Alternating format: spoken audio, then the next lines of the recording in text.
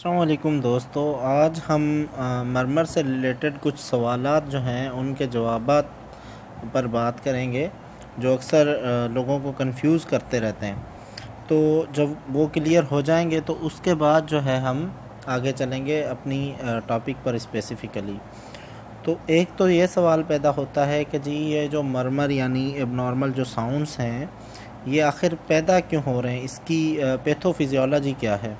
पहले तो हम आपको बताते चलें कि जो मरमर है वो हमेशा जो है एबनॉर्मल नहीं होती, कभी कभी नॉर्मल भी मिलती है। मसलन जैसे बच्चों के अंदर कुछ फ्लो मरमर्स होती हैं वो नॉर्मल होती हैं, ठीक है, उनको एबनॉर्मल कंसीडर नहीं किया जाता। तो वो जो भी मरमर्स होती हैं वो सिस्टोलिक होती हैं। याद रखें, डायस्टोलिक मरमर कभी भी नॉर्मल नहीं होती। बच्चों में सिस्टोलिक मरमर, जिनको फ्लो मरमर्स के नाम से याद किया जाता है, वो नॉर्मल होती हैं, ठीक है। और फिर कुछ ऐसी भी मरमर्स हैं, मतलब एक किस्म की मरमर है फंक्शनल मरमर जिसे कहा जाता है, वो अनीमिया में प्रोड्यूस होती है, ठीक है। तो खैर अनीमिया के अंदर जो ये मरमर प्रोड्यूस होती है उस उन सब का, ये जो भी मरमर क्रिएट होती है उनका एक रीज़न है, हम उस पर बात करेंगे।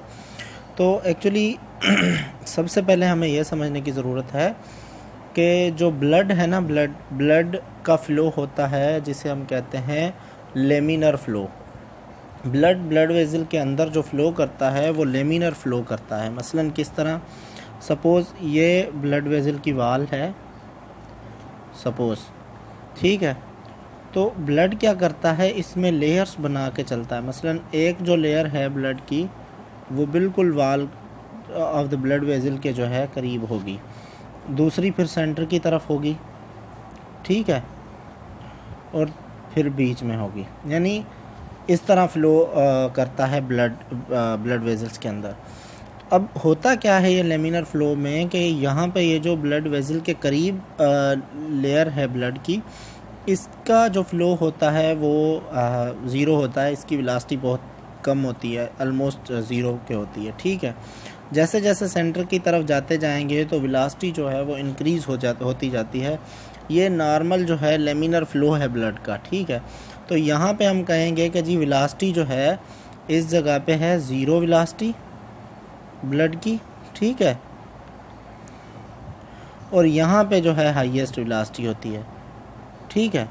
तो हमने ये बात अपने जहन में रख लेनी है कि लेमिनर फ़्लो में नॉर्मली इस तरह हो रहा है, ओके। अब मसला होता है कि जी क्या होता है कि लेमिनर फ़्लो जब तक रहेगा तब तक कोई भी इस किस्म की मरमर वगैरह प्रोड्यूस नहीं होती। अब मरमर किस तरह प्रोड्यूस होती है कि जब लेमिनर फ़्लो के अंदर कोई डिस्टर्बेंस आ जाए और नतीजे में जो है एक किस्म का फ़्लो शुरू हो जाए, जिसे हम कहते हैं टर्ब्यूलेंट फ़्लो। अब टर्ब्यूलेंट फ़्लो किस तरह होता है, सपोज़ यही ब्लड वेज़ल है, ये उसकी वाल है। अब इसके अंदर किस तरह होगा कि सपोज़ ये लेयर थी ब्लड की, तो ये इस तरह हो जाए, यानी जो एक लेयर के साथ ब्लड मूव कर रहा था वो लेयर डिस्टर्ब हो जाए, इधर उधर ब्लड जो है एक दूसरे के साथ टकराना, walls of the blood vessels के साथ टकराना शुरू हो जाए, तो इसे हम कहेंगे टर्बुलेंट ब्लड फ्लो, ठीक है। तो इस तरह से ये होगा। तो इस किस्म का जो फ़्लो है उसे हम कहते हैं टर्बुलेंट फ़्लो। अब टर्बुलेंस जो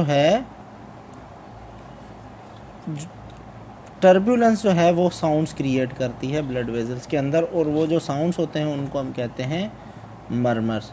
अब एओर्टिक स्टीनोसिस या एओर्टिक रिगर्जिटेशन या माइट्रल स्टीनोसिस या माइट्रल रिगर्जिटेशन या दूसरी जो भी वैल्वुलोपैथीज हैं, उनमें मरमर्स की प्रोडक्शन की वजह यही है कि उस लोकेशन पर ब्लड की टर्बुलेंट फ़्लो होती है, यानी टर्बुलेंट फ़्लो शुरू हो जाता है। वैसे जनरली हर जगह पर लेमिनर फ़्लो होता है, ये बात आपने ज़हन में रखनी है।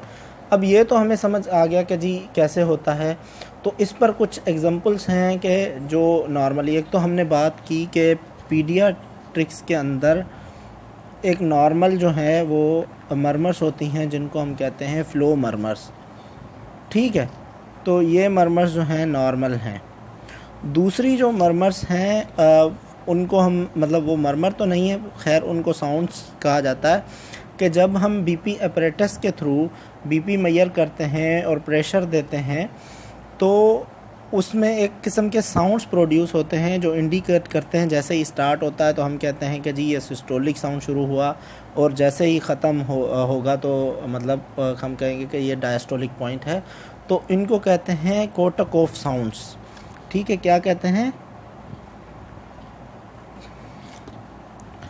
कोर्टकोफ साउंड्स।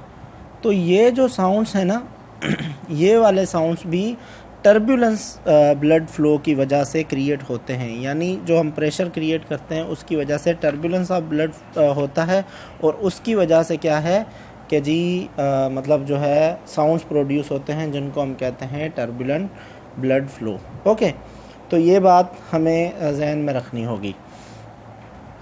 अब हम चलेंगे आगे दूसरे एग्जांपल्स के बारे में। तो ये हमने नॉर्मल जो एग्जांपल्स थे ये हमने समझ लिए।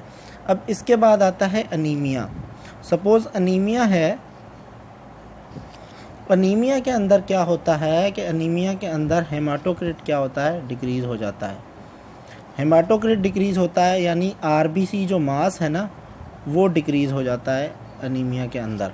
अब इसके डिक्रीज़ होने की वजह से, यानी आरबीसी मास डिक्रीज़ हो जाता है, डिक्रीज़ होने की वजह से क्या होता है कि इसकी विस्कोसिटी जो है वो डिक्रीज़ हो जाती है। ब्लड की जो विस्कोसिटी है वो डिक्रीज़ हो जाती है, जिसकी वजह से क्या होता है? मरमर प्रोड्यूस होती है, जिसे हम कहते हैं फंक्शनल मरमर। ओके, ये बात आपने जहन में रखनी है, क्या कहते हैं? फंक्शनल मरमर।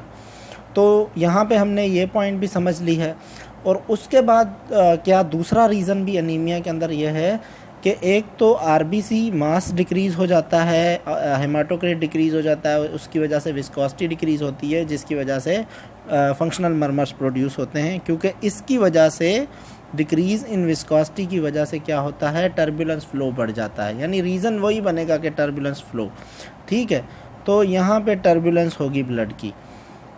उसी तरह से कार्डियक आउटपुट का इंक्रीज़ होना अनीमिया के अंदर, ये भी एक रीज़न है कि जी मतलब टर्बुलेंस फ़्लो का। ठीक है, तो उसकी वजह से भी ये फंक्शनल मरमर्स प्रोड्यूस होती हैं।